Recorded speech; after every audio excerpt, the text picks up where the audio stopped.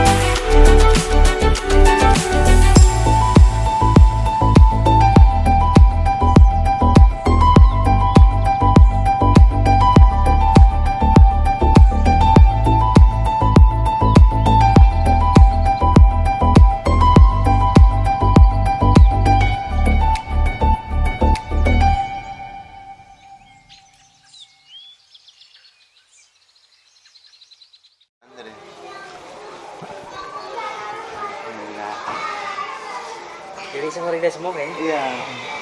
Jadi pertama-tama sih saya pribadi mengucapkan terima kasih banyak nih, karena sudah diberikan kesempatan untuk bisa kunjung ke sini gitu loh Pak.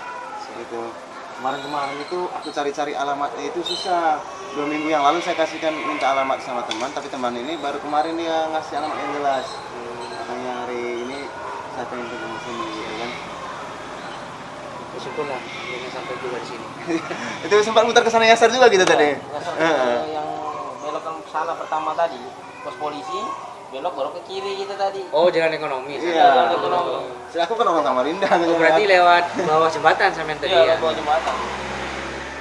Jadi pertama-tama Bu, saya ucapkan terima kasih ya karena udah memberikan kesempatan dan waktu buat saya bisa kunjung hari ini. Itu yang paling utama. Terima kasih banyak.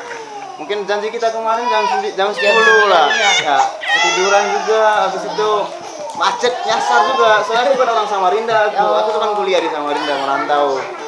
Aku dari Flores cuma kuliah di Samarinda gitu. Nah, di sini karena udah lama sih saya Ibu, udah lama banget itu pengen kesini. Cuman udah 2 bulan 2 minggu kan gitu, 2 bulan 2 minggu saya minta alamatnya ini. Cuman kemarin lusa baru teman saya itu baru kasih tahu alamat yang jelas gitu. Terus saya cari Instagramnya dan itu pun saya nemu di Instagram gitu kemarin itu alamatnya di sini. Makanya saya ngajak teman-teman ayo kita kunjung-kunjung jalan ke sana gitu. Kalau gitu aku langsung aja Ibu ya. Nah, di sini nanti aku boleh nanya-nanya aja sih. Mau nanya-nanya ini pertama itu mulai dirinya atau bangunnya panti asuhan ini sejak tahun berapa ya? Jadi sebenarnya kami fokus kepada panti ya. Iya, Jadi iya. maksudnya, jadi apa namanya? Sebetulnya kami ini panti berdiri mandiri sih Mas. Mandiri, siap. Jadi maksudnya memang tidak disupport pemerintah. Bahkan kami pun tempat yang kami tinggali pun kepemilikannya itu kepemilikan yayasan. Jadi yayasan pondok pesantren, tapi yayasan tidak ada mensupport kami.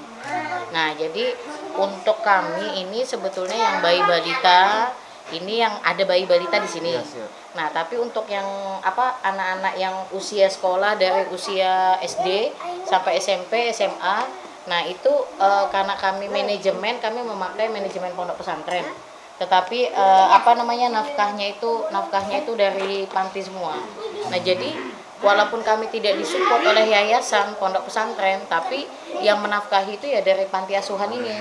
Nah, jadi semua anak-anak kami ini juga latar belakangnya adalah yatim piatu, duafa, bahkan karena kami juga tidak bisa bahasanya tidak bisalah memberi nafkah kepada orang pengasuh yang sewajarnya pengasuh sebenarnya, sehingga kami mau tidak mau bahasanya merekrut orang-orang janda, duafa, dan subhanallah sih sekarang Allah kasih kami yang mau juga lah Mas yang berjuang ke sini. Nah, ini salah satu beliau ini yang bisa dikatakan kami didampingi tenaga medis yang mana kalau dibilang gaji pun ya tidak mungkin lah kita sebesar ini. Nah, jadi kan kebanyakan orang-orang datang ini bagi kami ya orang-orang yang memang mau mendedikasikan gitu loh jasa berbagi dengan kami. Karena volume kami ini kan hanya bergantung hanya dari dermawan. Makanya dermawan yang datang kan nggak bisa tiap bulan. Setidaknya kan kita juga memberi arahan, beri pengertian. Makanya bisa dikatakan ditanya langsung dengan karyawan pun yang sama-sama di sini membantu, itu mereka ya kebanyakan kita kasih dana setiap bulan, setengahnya kita kasih sembako. Ya karena kan secara logika nggak layak lah Mas, maksudnya gaji itu kan kalau kita bicara salary, betul. Karena ya kita mandiri. Nah, terus ada lagi timbul pertanyaan, kenapa sih tidak mencoba mencari bantuan? Kalau khusus bantuan pribadi gitu Mas, saya sih sebetulnya welcome. Bahkan terus terang kami ini sudah hampir 10 tahun berdiri panti ini, kami tidak mampu untuk beli pendingin lah bahasanya. Masya Allahnya kami kedatangan saudara yang kami yakin itu juga semua dari Allah kan. Ini pun yang memberikan kami AC ini kan dari teman-teman orang tua asuh dari Ikatan Gereja Samarinda malah. Jadi maksudnya kami tidak pernah melihat siapa dari mana latar belakang pun kami tidak pernah. Yang pasti kami punya niat ya ini adalah anak umat bersama, tugas kita saling berbagi. Kalau bukan kita siapa? Betul. Nah, terus pertanyaan mereka kenapa kok masih mau bertahan dengan volume anak? Sekarang kan total anak asuh kami ada sekitar 90 lebih. 90 lebih. Dan subhanallah lagi kami sekarang juga diberi apa namanya, kemudahan untuk teman-teman yang di luar Jawa itu, satu tanah Jawa tidak ada yang masih bisa merangkul. Dan subhanallah saya dipercaya Allah merangkul yang di tanah Jawa. Jadi maksudnya kami ada 5 yang bayi di sana yang belum bisa kita bawa ke sini ya, karena kan keterbatasan dana kan Mas. Jadi biasanya kalau ada yang seperti itu kan latar belakang anak-anak ini kan kita cross check dulu, kita pingin tahu dari mana dulu.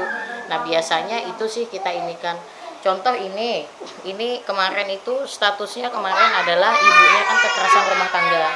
Jadi sempat disiksa. Jadi kemarin itu pun sempat apa namanya, karena mungkin sudah tidak tahan lari Mas. Dan dia pendatang juga, bukan orang sini. Lari ibunya, lalulah numpang tempat tinggal di kilo 28. Jadi tidur di tempat orang. Nah orang yang di tempat apa namanya nih, yang ditumpangi ini juga bukan orang mampu bahasanya. Jadi ini ibunya ketika hamil dia, mengandung dia itu tidur di kandang ayam selama 3 bulan. 3 bulan.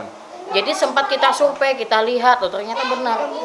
Ternyata malah sempat tidur juga berdampingan dengan tempatnya anjing. Nah anjing itu kan di sini kan buat ini sih, ngawasi tanaman kebun itu kan. Betul. Nah jadi kemarin info ini pun kami dapat dari orang gunung di atas, menyampaikan ya ada orang yang maksudnya perlu kita rangkul, kita bantu. Tapi ternyata setelah ibunya ke sini kok kita melihat ada kayak ini ya,